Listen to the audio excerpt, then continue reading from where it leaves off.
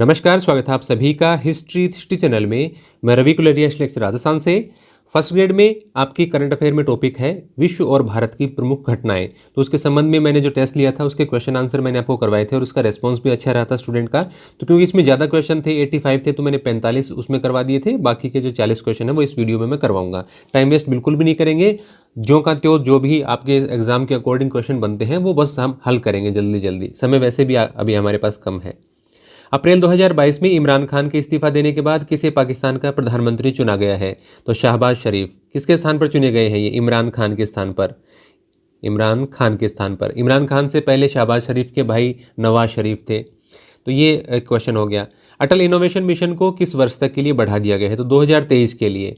और आप महीना भी याद रखें तो मार्च 2023 तक के लिए अटल इनोवेशन मिशन को बढ़ा दिया गया है। तो भारत सरकार की योजनाएं भी आपके उसके अंदर हैं, तो उससे भी रिलेटेड ये क्वेश्चन है और वैसे भी प्रमुख घटनाओं में भी आ जाएगा। ई गवर्नेंस को बढ़ावा देने के लिए बेहतर इंटरनेट कनेक्टिविटी और स्पीड के लिए किस राज्य में देश का पहला एल रूट सर्वर स्थापित किया गया है? तो राजस्थान में स्थापित किया गया है एल रूट सर्वर। और राजस्थान में भी आप याद रखना चाहें तो राजधानी जयपुर में भामाशाह स्टेट सेंटर में ये स्थापित किया गया है। Bhamashah state centre Jaipur, L root server. Bharat ने किस देश की नौसेना के साथ अप्रैल में अरब सागर में वरुण 2022 अभ्यास किया है? वैसे तो देखिए बहुत सारे अभ्यास होते रहते हैं, लेकिन परीक्षा से पहले के 2-4 महीने में जो मुख्य 8-10 अभ्यास हैं वो तो हमें जरूर याद कर लेने चाहिए। तो वरुण 2022 अभ्यास की हम बात करें तो ये फ्रांस के साथ किया गया है। फिर उसके बाद में अगला क्वेश्चन है, निम्नलिखित में से किस अफ्रीकी देश की राजधानी में महात्मा गांधी ग्रीन ट्रायंगल का अनावरण मार्च 2022 में किया गया है? तो मेडागास्कर में एक ऐसा तिराहा महात्मा गांधी ग्रीन ट्रायंगल उसको नाम दिया गया है और उसका उद्घाटन मार्च 2022 में किया गया है। इसके अलावा एक सिक्के से संबंधित क्वेश्चन है जो पहले भी आया था। उस समय जो एक सिक्का जारी हुआ था पिछली जो भर्ती परीक्षा थी फर्स्ट ग्रेड की, तो उसका भी क्वेश्चन मैंने आगे लिख दिया है। निम्नलिखित में से किस देश ने भारत के साथ जनरल बिपिन रावत युवा रक्षा अधिकारी विनिमय कार्यक्रम शुरू करने की घोषणा की है? ऑस्ट्रेलिया ने। जनरल बिपिन रावत भारत के पहले CDS थे और जिनकी साउथ इंडिया में देखिए उनका हेलीकॉप्टर दुर्घटनाग्रस्त हो गया था और पिछले वर्ष, और अभी CDS किसी को नहीं बनाया गया है। उनकी मृत्यु को तकरीबन मेरे हिसाब से 9-10 महीने के करीब हो गए हैं और कोई भी दूसरा CDS अभी तक नियुक्त नहीं किया गया है। चीफ डिफेंस ऑफ स्टाफ, ये बिपिन रावत, इनके नाम पर ये कार्यक्रम ऑस्ट्रेलिया के साथ भारत ने शुरू करने की घोषणा की है। मार्च 2022 में घोषित 5 राज्यों के विधानसभा चुनावों के बाद बने मुख्यमंत्रियों में कौन सा सही सुमेलित नहीं है? 5 स्टेट में इलेक्शन हुए थे।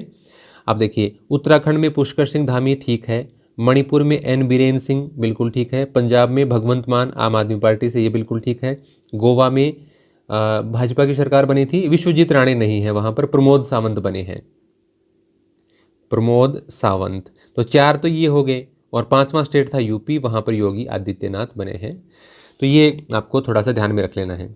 मार्च 2022 में किस राज्य की विधानसभा ने भारत की पहली पूर्णतः पेपरलेस विधानसभा होने की घोषणा की है? पूरा डिजिटलाइज काम होगा वहाँ पर, तो ये नागालैंड होगा।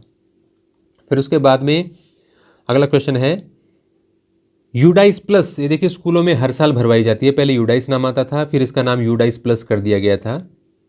ये आपके शैक्षिक प्रबंधन में भी आ सकता है यूडाइस प्लस। तो उसकी 2020-22 की रिपोर्ट के अनुसार, 20-21 होना चाहिए ये, देश के कितने प्रतिशत विद्यालयों में बालिका शौचालय की सुविधा उपलब्ध है? तो लगभग 94%, 93 पॉइंट समथिंग है, 93.91% है। तो लगभग 94% विद्यालयों में बालिका शौचालय की सुविधा उपलब्ध है। इसी प्रकार से उस रिपोर्ट में यदि आप बिजली उपलब्धता की बात करें तो बिजली लगभग 84%, तो 94-84 ये एक जैसे से हो गए, याद रह जाएंगे।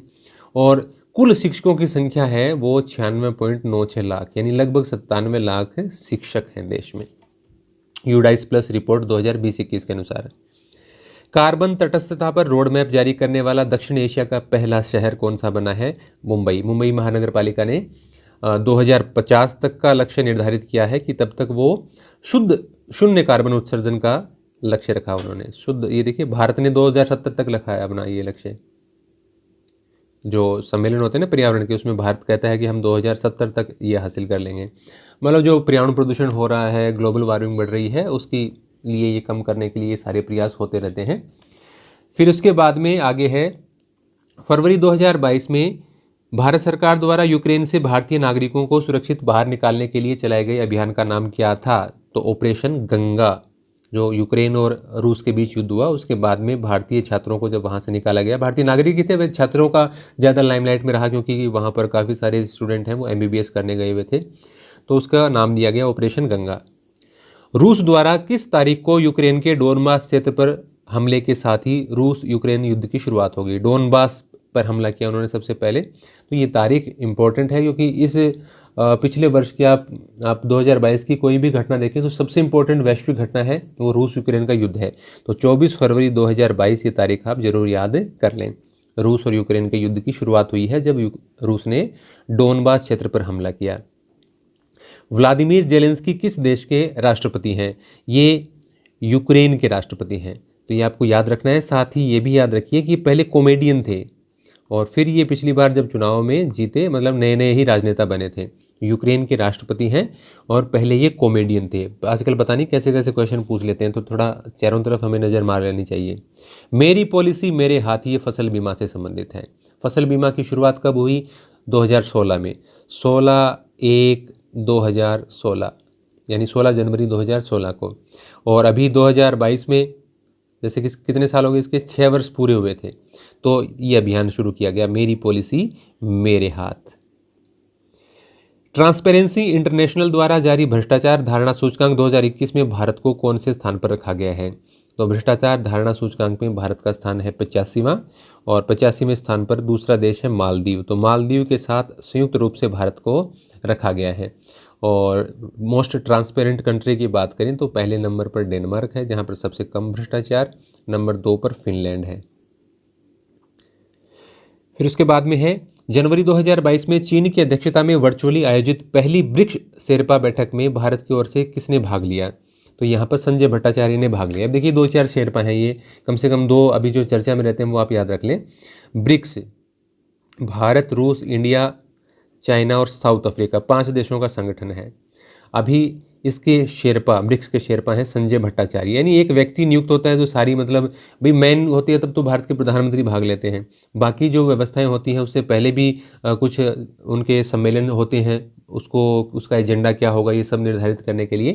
तो जैसे अभी G20 से संबंधित भी आप शेरपा हैं, वो भी मैं आपको बता देता हूँ। तो ब्रिक्स के शेरपा हो गए संजय भट्टाचार्य।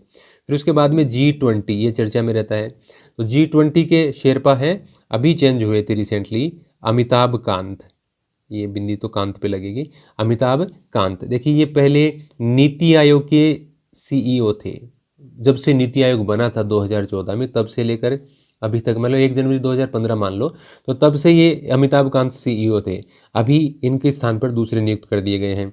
अमिताभ कांत के पहले G20 के शेरपा थे पीयूष गोयल, जो मंत्री भी हैं, पीयूष गोयल। तो पीयूष गोयल के स्थान पर अमिताभ कांत को बना दिया गया है, G20 का शेरपा नियुक्त कर दिया गया है।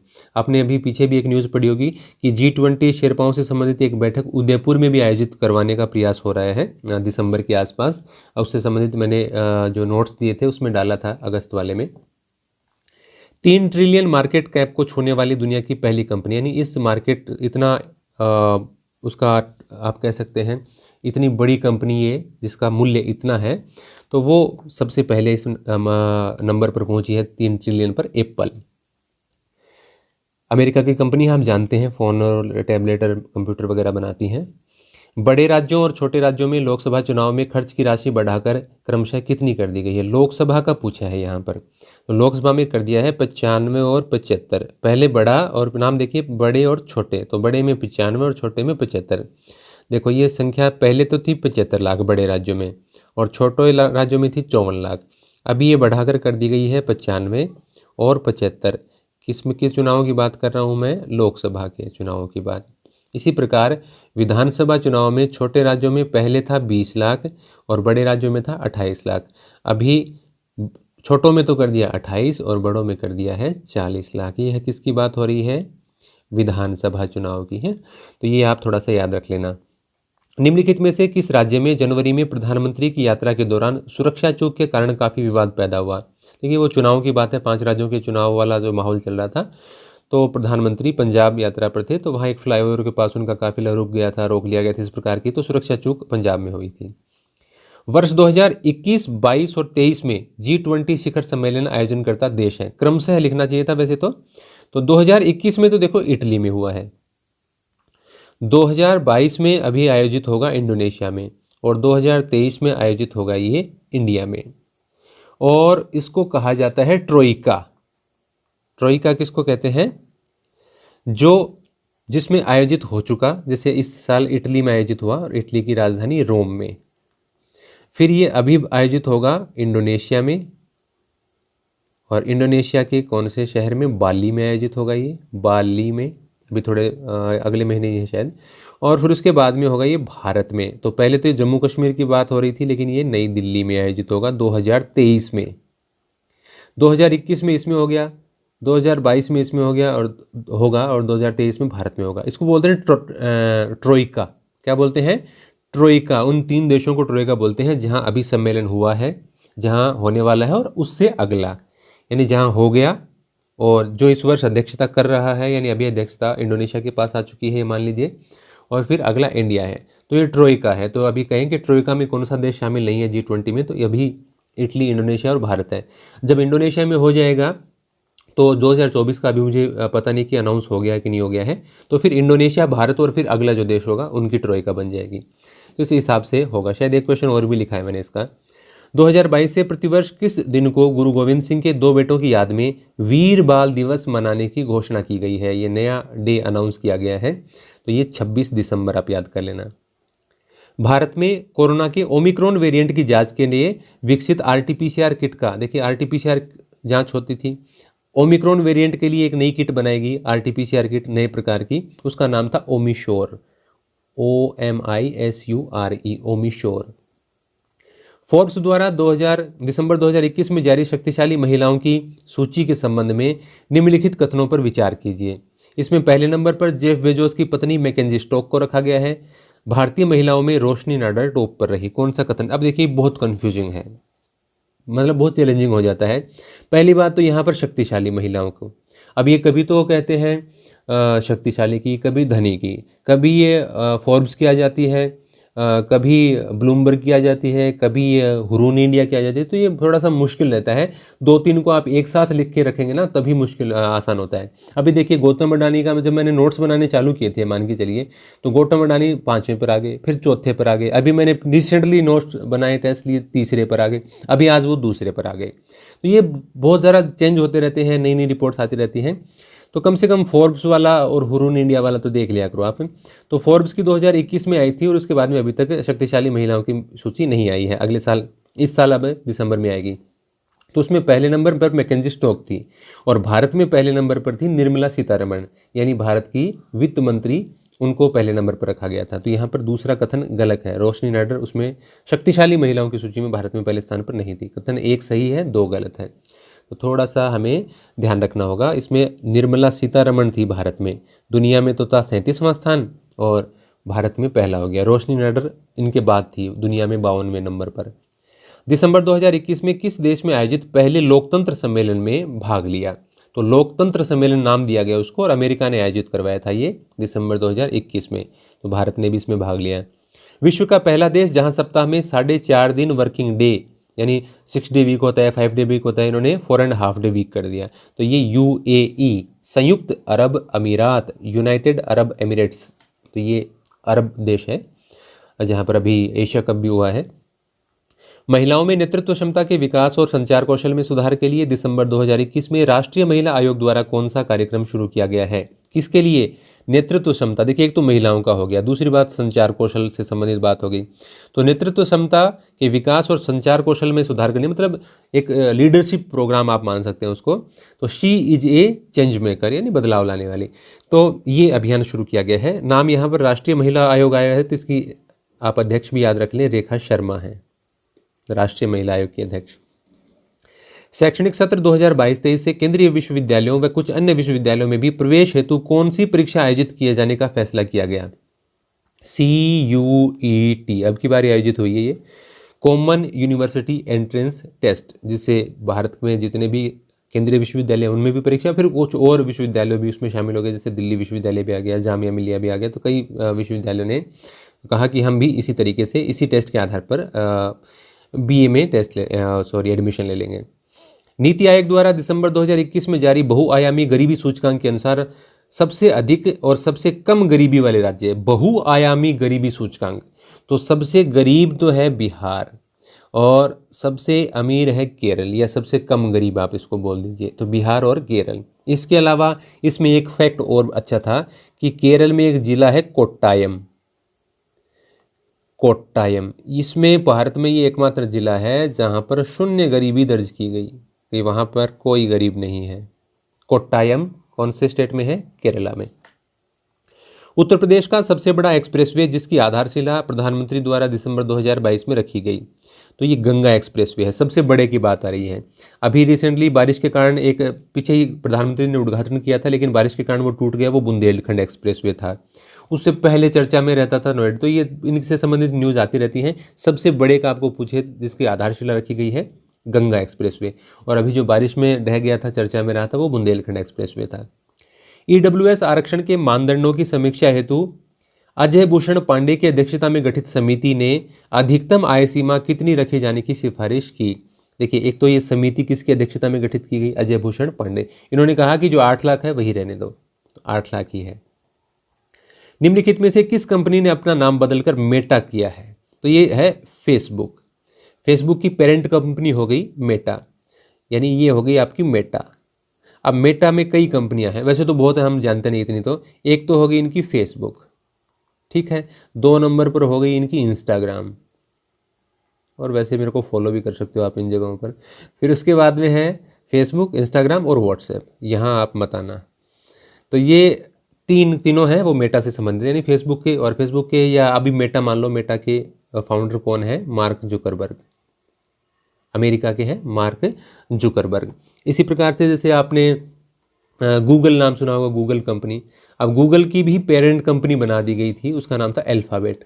अभी नाम क्या था? अभी भी है अल्फ़ाबेट। और गूगल के सीईओ कौन है अभी? ये भी इंपॉर्टेंट क्वेश्चन है, क्योंकि भारतीय मूल के हैं। सुंदर पिचाई, पिचाई लिख दो, पिचाई लिख दो, सुंदर पिचाई। तो ये याद रखा करो आपको। 21वां संयुक्त राष्ट्र जलवायु सम्मेलन कहाँ आयोजित किया गया? तो ये ग्लासगो में, ये स्कॉटलैंड का शहर है ग्लासगो। यहाँ पर अक्टूबर नवंबर दोनों महीनों में की तारीख है, 31 अक्टूबर से 12 नवंबर के बीच में। तो अक्टूबर नवंबर याद रख लो, ज़्यादा तो याद रखने की आवश्यकता नहीं है। 2021 में आयोजित हुआ है। 197 देशों ने इसमें भाग लिया है। 26वां कौन सा? ये इंपॉर्टेंट है। 26वां संयुक्त राष्ट्र जलवायु सम्मेलन कहाँ आयोजित हुआ? ग्लासगो, स्कॉटलैंड में। उसके बाद में है रक्षा गठबंधन ओकस। इसमें कौन सा देश शामिल नहीं है? देखो, ओकस को आप ऐसे देखो, ए से ऑस्ट्रेलिया, ठीक है, स्पेलिंग लिखने की आवश्यकता नहीं है। यू से ये यूके हो गया और यूएस हो गया, यूके यूएस, ओकस बन गया। यूके यूनाइटेड किंगडम हो गया और यूएस है वो आपका अमेरिका हो गया, यूनाइटेड स्टेट्स ऑफ अमेरिका। तो इन तीनों देशों का गठबंधन है। तो इसमें संयुक्त अरब अमीरात शामिल नहीं है, तो ये इसका आंसर हो जाएगा।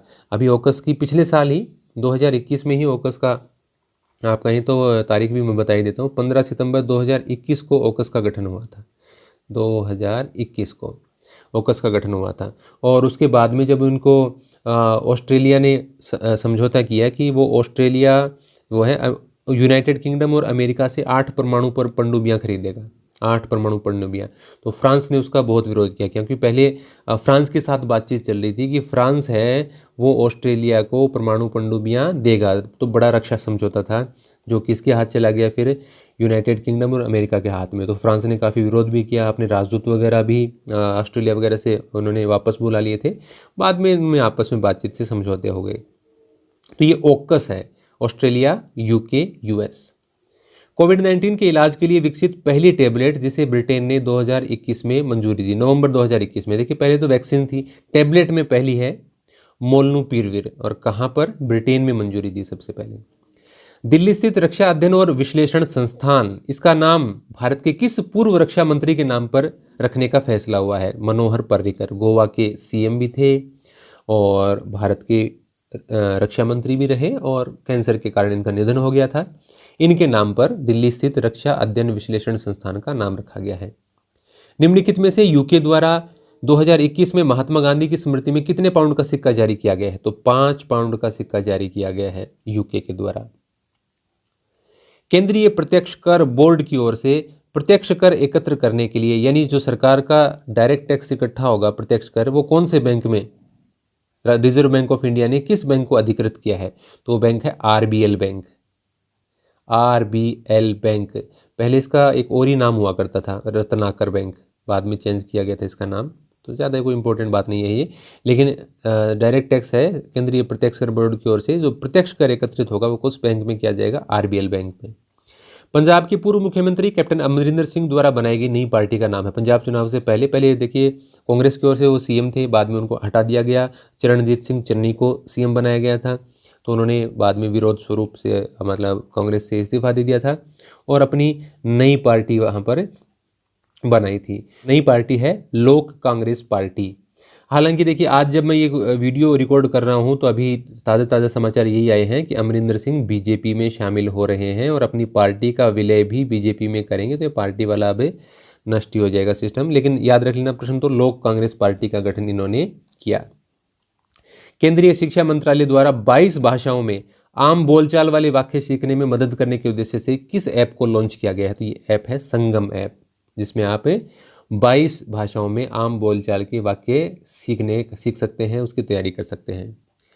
85वां है, निम्नलिखित में से किस कैरिबियाई देश ने ब्रिटेन की महारानी को राष्ट्र प्रमुख के पद से 2021 में हटा दिया है? तो बारबाडोस ने हटा दिया। अभी तो देखिए इससे संबंधित और भी काफ़ी सारी समाचार आते रहते हैं। अभी ब्रिटेन की महारानी एलिजाबेथ का निधन भी हो गया है और उसके बाद में चार्ल्स तृतीय हैं, वो सम्राट बन गए हैं। इसके साथ साथ मैं बता ही देता हूँ, चार्ल्स तृतीय बन गए हैं सम्राट। अब देखिए राष्ट्रमंडल में बहुत सारे ऐसे देश हैं जिनका राष्ट्र प्रमुख अभी भी ब्रिटेन की महारानी या महाराजा होता है, जैसे अभी महाराजा हो गए। जैसे अभी आप को पता नहीं होगा कि ऑस्ट्रेलिया, न्यूजीलैंड, कनाडा जैसे बड़े बड़े देश हैं, वो भी आज तक मतलब उनकी महारानी कौन मानी जाती हैं? एलिजाबेथ। अभी वो मर चुके हैं तो चार्ल्स प्रथम हो गए। अभी एक रिसेंटली खबर ये भी आई थी कि 3 और देश भी प्लानिंग कर रहे हैं कि वहाँ पर भी जनमत संग्रह होगा आने वाले दिनों में, कि ब्रिटेन के जो राजा हैं वो हमारे राष्ट्र प्रमुख रहे या नहीं रहे, तो उसके लिए जनमत संग्रह जैसा कुछ होगा। लेकिन अभी तो ये याद रखो कि बारबाडोस ने 2021 में राष्ट्र प्रमुख पद से हटाया और फिर राष्ट्रपति का चुनाव अपने देश में करवाया। तो ये कुछ क्वेश्चन हैं। इसके अलावा भी मैं कोशिश करूंगा और क्वेश्चन लाने की, नहीं तो आप हमारी जो एप्लीकेशन है वहाँ से ये टेस्ट दे सकते हैं। वहाँ पर नोट्स भी आपको अवेलेबल हो जाएंगे, बिल्कुल 15-20 सितंबर तक के नोट्स आपको उपलब्ध हो जाएंगे। टॉपिक वाइज भी जो मंथली में कवर नहीं होते वो अलग से भी मैंने दिए हैं। तो आपकी इच्छा है, यदि आप वहाँ से टेस्ट देना चाहते हैं तो दे सकते हैं। आपको ये वीडियो अच्छा लगा है तो लाइक ज़रूर करें, कमेंट जरूर किया करें। धन्यवाद।